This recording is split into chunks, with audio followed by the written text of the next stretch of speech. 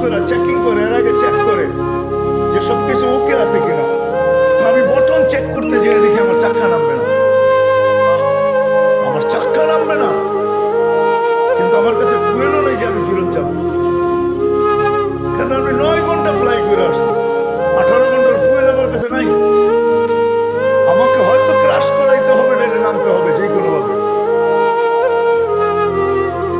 বলে আমি হেথ্রো টাওয়ারের সাথে যোগাযোগ করছি যে আমার এই অবস্থা, কি করবে করো, আমার কাছে ফুয়েল নেই।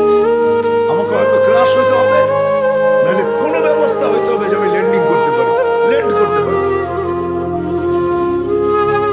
হেথ্রো এয়ারপোর্টের ভিতরে কিয়ামত হয়ে গেছে, কিয়ামত, যে এই জাহাজকে ল্যান্ড করাবে তো করাবে কি। তারপরেও একটা সিস্টেম থাকে, ঠিক না? কিন্তু বলে ওই সময় যখন আমি ল্যান্ড করতেছি প্রসেসিং এর মাধ্যমে, তখন আমার হঠাৎ মনে উঠছে আমি না মুসলমান।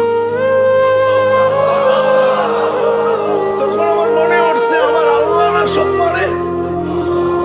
বলে আমি চিৎকার দিছি ককপিটের ভিতরে, আমার আল্লাহ সব পারে বলে বটনে চাপ দিছি, গড়গড়ে আমার চাক্কা নেমে গেছে।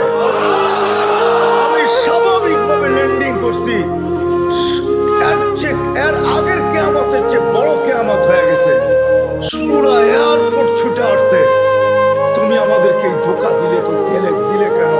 তোমার জন্য হেথ্রো এয়ারপোর্টের মতো হাজারো ফ্লাইটকে আমরা বাতিল করছি, ডাইনে বামে পাঠায়া দিছি যে অঘটন থেকে বাঁচার জন্য।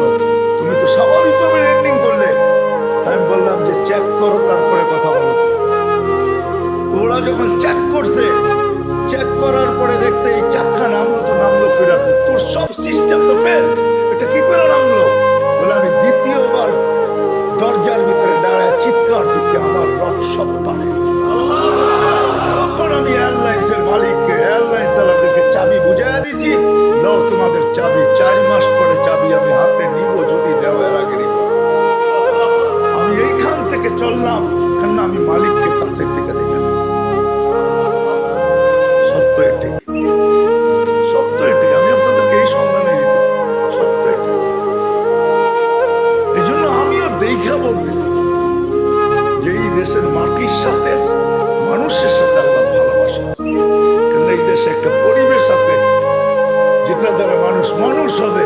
এত মসজিদ দুনিয়ার কোথাও নাই, এত মাদ্রাসা মক্তব দুনিয়ার কোনো দেশে নাই, এত হক্কানি আলেম দুনিয়ার কোনো দেশে নাই, এত আল্লাহওয়ালা